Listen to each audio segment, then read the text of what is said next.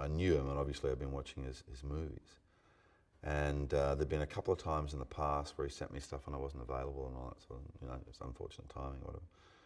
This time was slightly different because he kind of just zeroed in, and I was working in New Orleans, and he came down and spent a couple of days.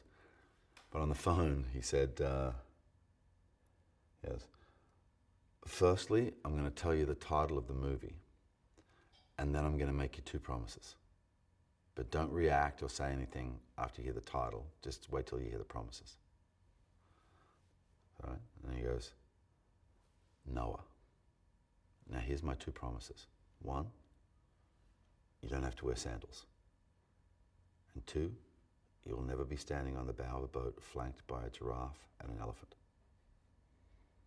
So I said, cool, let's have a chat. It was a funny thing because, you do start with all those preconceived notions, and then you actually start to break down what the world may have been like at that time, And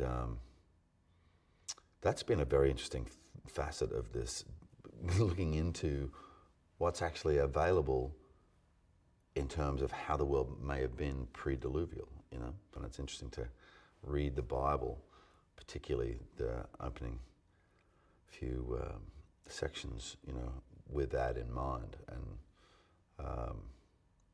it has been a bit of an eye-opener for me because I wasn't even really aware that information was around, and how much research and archaeology had changed in the last 50 years and how much it's actually brought to light. What he understands that he's to do is to look after the animals. And at first, he doesn't have any information about how he is to address the human question, but that information comes over time as well. He's got to come to a level of trust and understand that, for whatever reason, it is him. He is being talked to, he is being instructed, and this is the job, So, but I don't think, and that's one of the cool things about this, is like, there is no honor in that job, That's the worst job you could possibly get. The first time I came out to the fields over there for the exterior arc stuff and saw the rear of the ark just lifting out of the ground, because you see it in pictures and all that sort of stuff. Geez, it was an experience. It's been a combination of fantastic sets. When I thought the exterior was amazing, and then we went in the interior. Oh man, it was. Mark has done an amazing job actually. I didn't quite realise just how detailed and complex my relationship with Jennifer Connelly can be on screen because of what we'd experienced before. So we came together again. We haven't really seen each other much since we did Beautiful Mind together, but something about that earlier experience, gave us just a higher starting point, So that's been a lot of fun.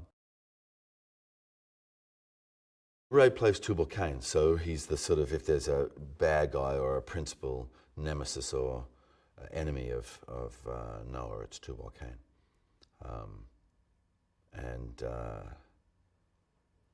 Tubal Cain is kind of like a self-proclaimed king of his line of people. Ray Winston is sort of acting royalty, so it was very exciting when Darren said that that's who was going to play the role. So, I've been watching him. I think the first time I remember zeroing in on who he was a movie called Quadrophenia. That was really exciting, getting to work with him and doing not only big dialogue scenes and everything, but physical scenes as well. So that was cool.